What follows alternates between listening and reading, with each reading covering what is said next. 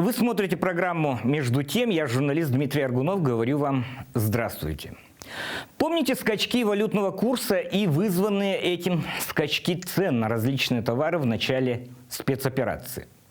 События последних дней не напрямую, но косвенно играют на стоимость рубля. И не надо только тут говорить, фактически запретили хождение валют и прочее. Курс, где, мол, только виртуальный.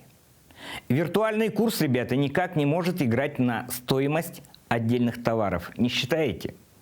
Курс доллара в ходе торгов на Московской бирже продолжает падать. И параллельно с этим идет повышение индексов российских компаний.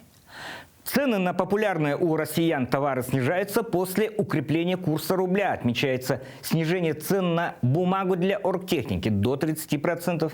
Начали дешеветь и товары из ассортимента бытовой техники. Варочные панели на 22%, стиральные машины на 20%, холодильники на 15%.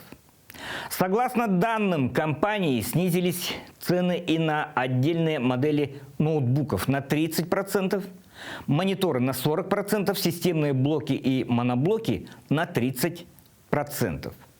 Подешевели также и смартфоны, в целом до 20%, в том числе и на iPhone 13. Некоторые детские смеси и гигиенические прокладки на 13%, подгузники на 17%. И самое главное, все дружно следим за стоимостью строительных товаров – металла, цемента, древесины. Без айфонов как-нибудь можно прожить, а без металлопроката – никак. Это к слову. Увидимся.